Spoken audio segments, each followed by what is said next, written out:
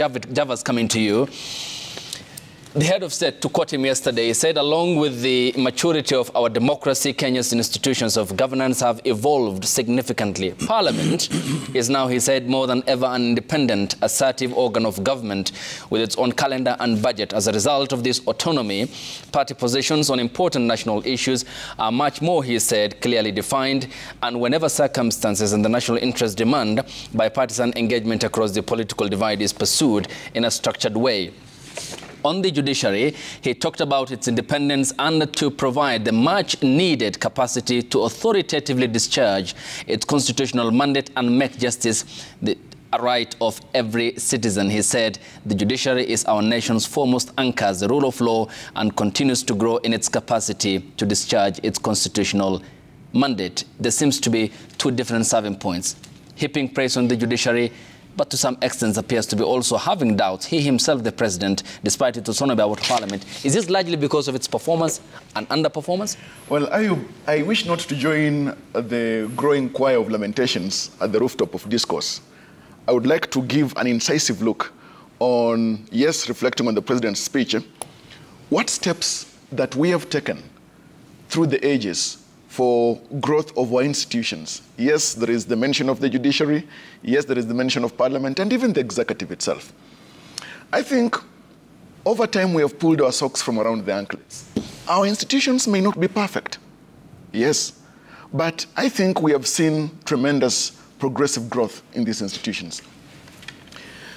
Now, when it comes to judges, when Honorable Kibaki took the reins of power, I remember Honorable Kiraito Murungi talked about the issue of the radical surgery of the judiciary. And later on, of course, through the new constitution, we have got even the JSC, and we have got complaints mechanisms about judges, and we've had even some judges leave office on the basis of accountability because of the checks that are in place. On the part of Parliament, yes, we know that Parliament has got its own challenges. The August House is a very important institution in governance as an arm of government. Now, beyond the issue of legislation, oversight and representation, that Parliament, of course, continues also to let Kenyans down. It is the Parliament where Mheshimiwa sits that, for example, under budgets for constitutional commissions, yet we know the Constitution provides that Parliament must ensure adequate budgeting and budgetary provision for constitutional commissions to execute their mandate, including independent officers. Parliament, yes, when it comes to its oversight work, a number of times Kenyans have lamented the issue of capture, that it is genuflecting to the executive and because of the majority issue. And every regime wants to have majority in the House. But beyond the majoritarian aspect, I believe, personally, I am an originalist. And textual perspectives on originalism of the Constitution from its framing. I would want to say that our institutions are striving to meet that expectation, but they are a little falling short. And that is why, with regard to matters national honors yesterday, while it's good to celebrate those who've done great works for the country, including cabinet secretaries that were honored yesterday by various national honors, I think it was a bit too early.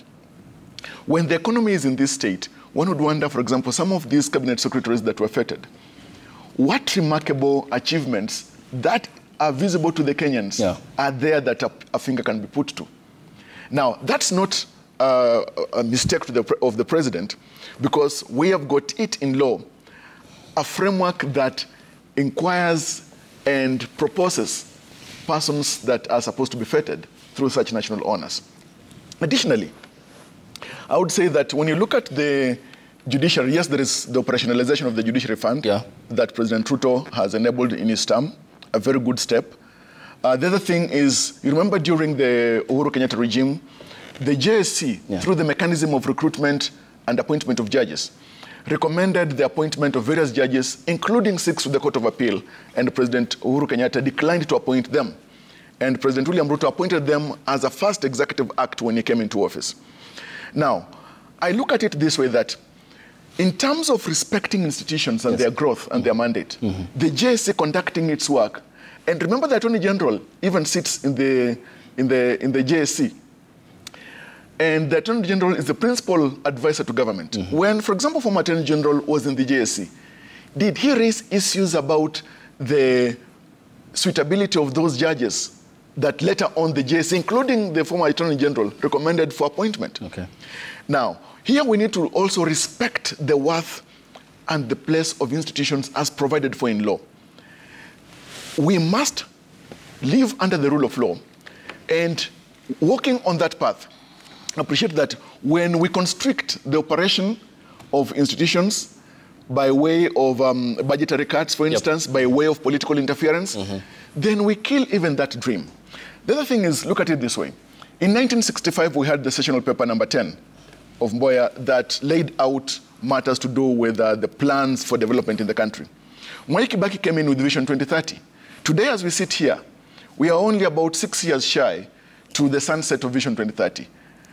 Now, we must conduct an audit on the implementation of the Vision 2030, where we are at, and start imagining, under the leadership of President William Ruto, because the sunset will come possibly under his reign, how we are going to imagine a new future for Kenya, a new vision, so that we don't just lament about where we are, but come up with critical policy and even developmental frameworks and proposals through national discourse, conversations as easy as this, but tough and cogent about where and how we need to move forward as a country. Okay. Honorable Okero,